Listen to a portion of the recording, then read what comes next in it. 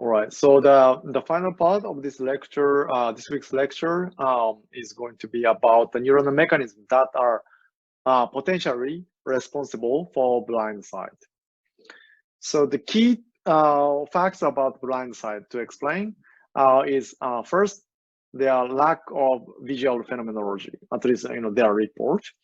And the second, presence of the certain behaviors despite these reports. One is the eye movement to an object, and also localization of an object. And these are much higher than chance performance. And from this, funness and diagram, I already mentioned about this, diagram. But if this is really all there is in the, visual cortex, then it's super weird that, retina to all these areas are actually, in a sense, blocked by B1 lesions.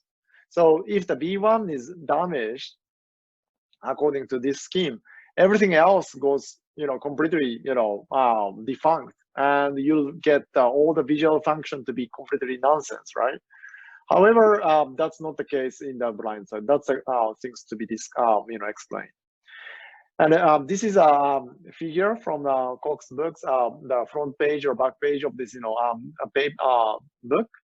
And if you look at carefully, this, the left, bottom left part of the retina. And by the way, this is a flattened representation of monkey brain. So this is the eye, and here is a lateral view, and this is a medial view. By now you know about this, lateral, and then this is medial.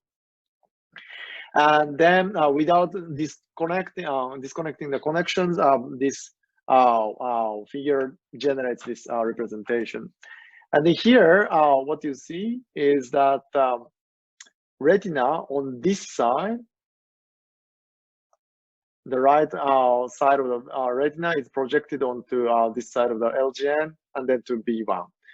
But there is this branch, superior colliculus and the palmar, to go to V2. So this is an alternative pathway that is most likely responsible for blind sight.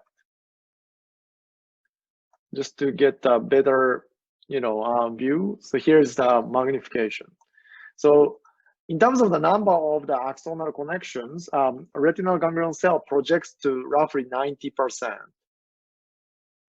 Of the retinal ganglion cells projects to lateral geniculate nucleus in primates, but it's different for mouse. I think it's roughly 10% or so.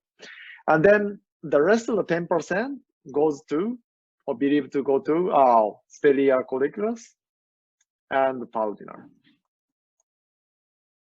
And that's the culprit of the blind sight. And here's the schematic that is usually invoked to explain the alternative pathway from retina to the cortex. And the retina branches to LGN, that is 90%, and then goes to serial processing from B1, B2, B4, TO, which is bulk of IT, inferior temporal cortex, and then reaches the amygdala. And the amygdala is a location that is responsible for many different kind of fear-related processing. And then retina also branches to superior colliculus, that's a 10%, and then goes to the palmar, and the palmar projects to the amygdala. And you see this magnification here. Palmar is a part of the thalamus. And also lateral geniculate nucleus, that's also part of the thalamus. So LGN and the palmar nucleus is actually, palmar is close each other, but it's not directly connected. And then superior colliculus, that is slightly dislocated from LGN, that's connecting to palmar. And then many of the literature on amygdala, which I also contributed, concerns the question of whether if the emotion of fear requires processing of this lengthy serial processing, it may not be optimum. So some people thought that there may be some kind of shortcut from superior colliculus palmar to amygdala. And in fact, blind sight people tend to show some kind of a residual emotion processing, as we might talk about in the future lecture. But for our purpose, the important thing is that the superior colliculus is not only important for the subcortical pathway or the branch of the things, but it's also important for eye movements and attention. Okay, and then amygdala is important for fear or fear reaction and the fear experience. And that's a really simplistic view. And in fact, what we know from the anatomical research is that at least there are 10 pathways. And you don't need to remember everything. But what I discussed above there is this major dorsal lateral geniculate nucleus pathway that goes to the 90% of the things. And that projects to V1. And then that projects to B2, B3, B5, or MT, and so on. And then even within normal people, 10% goes to superior colliculus, to palvinar, and so on. Palvinar and superior colliculus. However, the Koei did anatomical study of the Blindsight monkeys and then compared the projection. And if the B1 is lesion, after the long-term, reorganization, it turns out that, pathway to LGN even becomes, kind of thinner, And then superior colliculus and palvinar remains strong, and the perigeniculate nucleus, I'm not really sure what it's doing. It becomes bigger, and then other nucleus and also other stuff like olivary nucleus of the optic tract, medial or lateral dorsal terminal accessory optic nuclei, suprachiasmic nucleus, all of them have a slight bit of the branch, but I don't know much about what they are doing. This one, suprachiasmatic nucleus, is important for the regulation of the sleep cycle, sleep-wake cycle. So we know a little bit about this, but not much about others. I mean, at least I don't know. Again, you are already coming to the front of the knowledge. Okay, so not only these, 10 pathways from retina to cortex, or at least, retina to brain structures. Within even the brain, there are lots of shortcuts, and also multiple pathways exist. So, for example, retina to superior colliculus to palvinar. The palvinar also has a major division of this part and also this part.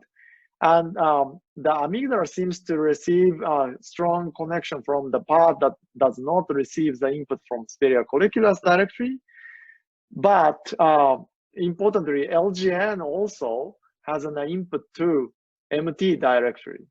So even B1 is damaged, retina to superior colliculus palvinar to B2 or B4, that's possible, as well as retina to LGN to MT is also possible.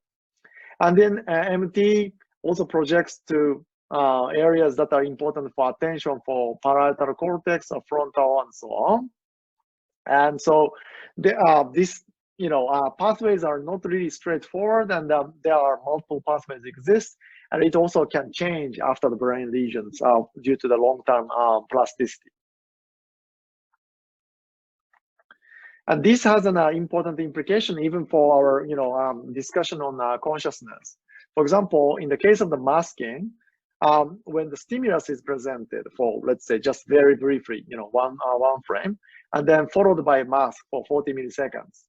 And that means that initially, the eyes receive the input and the LGN, and then goes to the B1. So this part is a B1 in the case of the monkey, in a 40 to 80 milliseconds.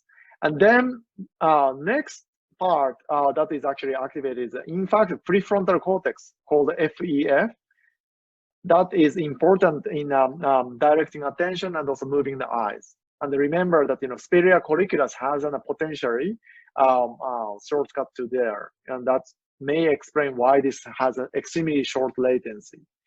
And also by the time it gets to feed-forward activation goes into the IT cortex for the face recognition and so on, then mask stimulus already reaches to B1. And so one relatively popular hypothesis of this explanation of the backward masking, why backward mask is so effective in erasing conscious experience, is that the time of input coming back from the higher area is roughly matching with this masking timing. So the initial response prepared sort of, the template of the visual representation and then feedbacks into the B1. But when the time B1 receives the input, it is already overwritten by the mask. And that's why we don't see the stimulus in the case of backward masking. And that's one popular explanation of the backward masking. But for our purpose, we also want to make a reference to more complicated, reality of the response latency. 40, 50, 60, 80, 155. The many areas start to become involved, and also all the feed forward and the feedback inputs and the activation happens all over the brain. So reality is not as super simple like this way. Okay, that's what I wanted to make here. And then briefly, I also mentioned that Spatial and also temporal hierarchy of the brain is important thing to consider, but it's also not really very well reconciled in the literature. So this is another sort of the frontiers of the knowledge in the brain science. And we will go into the detail for the next probably 2 weeks from now, that there isn't a hypothesis that says that from B1 of the monkey, it goes roughly into two pathways of the brain. One is for this dorsal pathway, this side is a dorsal and then this side is a ventral. And roughly speaking, people think that the vision for action or where and how to manipulate the stimulus and so on, these are all processed in this dorsal pathway.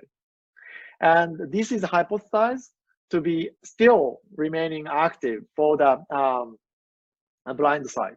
So blind side has some kind of shortcuts, let's say from stereo colliculus to MT, and then goes to this parietal dorsal pathway to enable eye movements and localization. And the activation of these areas are supposedly non-conscious. And that's one explanation of the blind side, why they can do the eye movements and the localization. On the other hand, why do we lose the conscious vision? Is because the conscious vision is mainly generated by this dorsal pathway. What pathway? And I'll go into the detail later. And this is a schematic of this ventral and dorsal pathway. Retina, LGN, V1, and then this is already emitting stereo colliculus, but going to MT, which receives direct pathway from LGN and stereo colliculus, and then that goes to these parietal area that corresponds to dorsal non-conscious pathway, whereas these are the ventral conscious vision pathway. That's one schematic. Okay, in summary, the last part of this lecture talked about the blind side occurs when the retinal LGN V1 pathway is damaged, and the retinal speriocolliculus, valvular cortex, and the retinal LGN MT pathways are likely candidates for the blind side behaviors. And then eventually these behaviors are mediated by the parietal dorsal pathways. So the question is that if speriocolliculus is actually important for attention, then can blind side patients still demonstrate normal attention to what they claim invisible objects? That sounds a weird question, but we are going to cover this in the next week. And then another thing important to summarize is that multiple pathways in visual pathway exist. And this complicates the temporal hierarchy and also interpretation of the Feldman-Van Essen diagram. It's not the case that the last part of the field, the hierarchy, hippocampus is expected to be activated at the last. In the case of the hippocampus, it is indeed slower in terms of response latency, but there are lots of shortcuts and also alternative pathway, so that Van Essen diagram doesn't really translate into the expected latency of the visual response. And also, what is the role of the feed-forward and feedback neural activity for the conscious vision is something that we will extensively discuss. See you next week. Bye.